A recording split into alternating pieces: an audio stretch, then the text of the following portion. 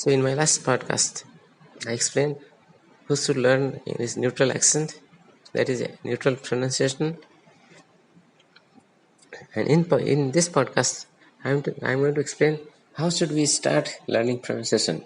What should be the first step, next step, and next step. So the first step in learning pronunciation is learning all the sounds, 46 sounds of English language. And then stress, we should learn the stress. There is something called stress, which is not there in Hindi language. And then rhythm and intonation. So, along with explaining the steps to learn English pronunciation, I am also going to tell side by side why it is difficult for Hindi learners to speak with a neutral accent. So, what happens is that there is difference between Hindi and English language. Hindi is a phonetic language, means that Hindi is spoken the way it is written, but that is not the case with English. See, in Hindi, ka is always pronounced as ka. It will never be pronounced as sa. It will never be pronounced as cha. But in English language, the letter C can be pronounced as sa, ka, or cha. So, there are few features, similar features in English, which is not there in Hindi. So when we start speaking English, we forget these features and we are never taught. So the main problem is that the teachers who taught us English, they were not qualified enough to speak English, or they were not aware of these features. So what happened is that we started writing English and automatically, like, we started speaking. Nobody taught us how to speak English. So we picked up from the experience of Hindi to speak letter by letter and word by word. We used the same experience in English language. We started speaking letter by letter.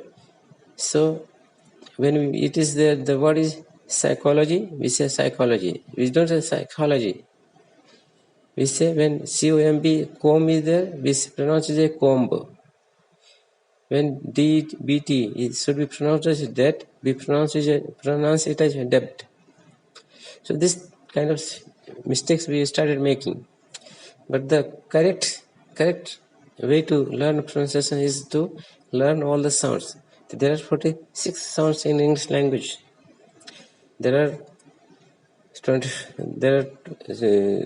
26 consonant sounds and there are 20 vowel sounds. So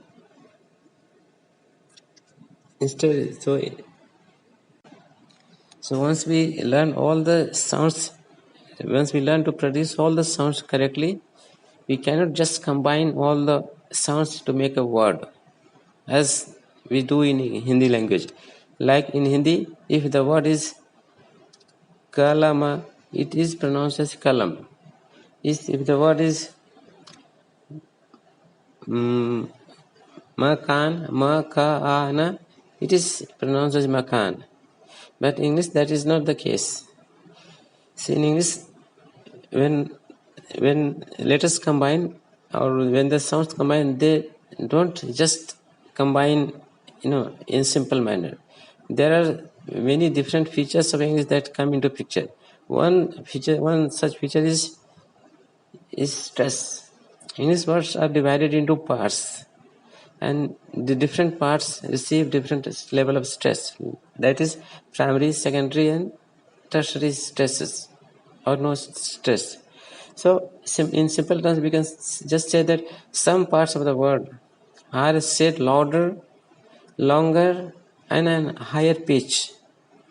Okay. See, for example, take the example of the word communication.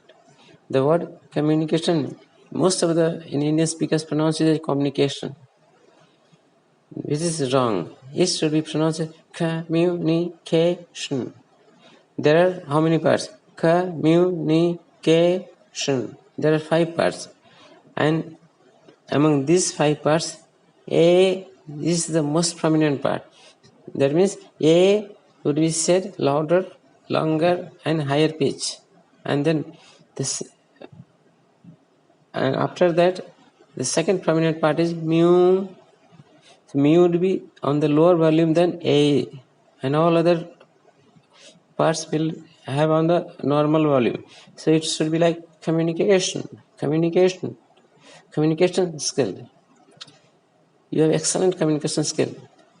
See, take the example of what excellent. It's not pronounced as excellent. It is pronounced as excellent.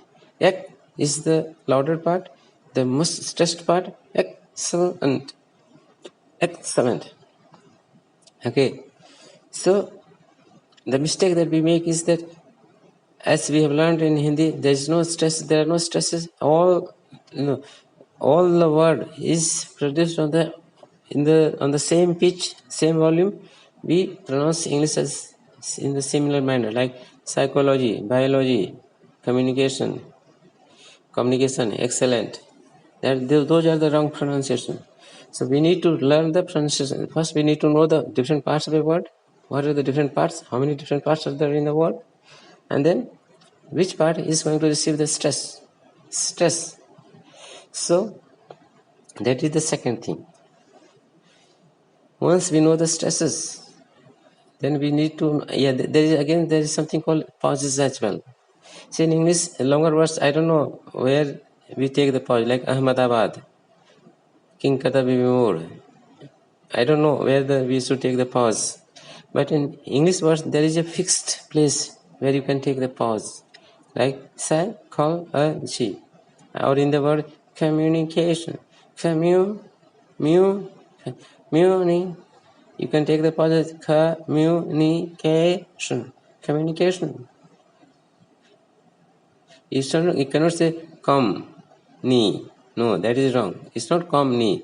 It's ni. Okay, so there is no pause between com and ni.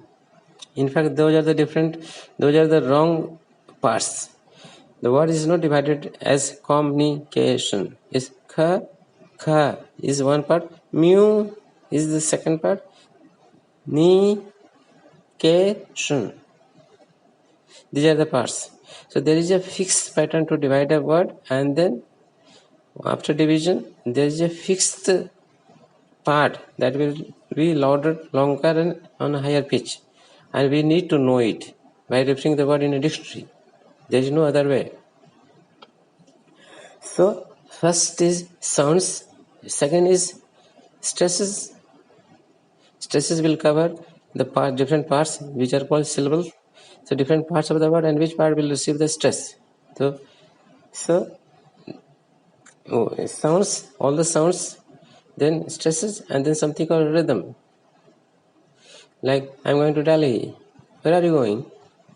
There is a fixed up and down pattern in English language. I don't know about the Hindi because no one has ever taught me. I have never been taught like this. So I don't know how the stresses vary. But I know that Hindi is not a stress-timed language. English is a stress-timed language. So there are stresses at certain interval and fixed interval of time. Like, I'm going to Delhi. I've been learning English accent for last many years. I've been learning English accent for last many years. Something like that. It's not I've been learning English accent in last many years. It's not on the same pitch, same level of volume and same monotonous. There is a certain tone in the sentences. I've been learning English for last many years. I've been learning English for the last many years. Something like this. So how many points we covered?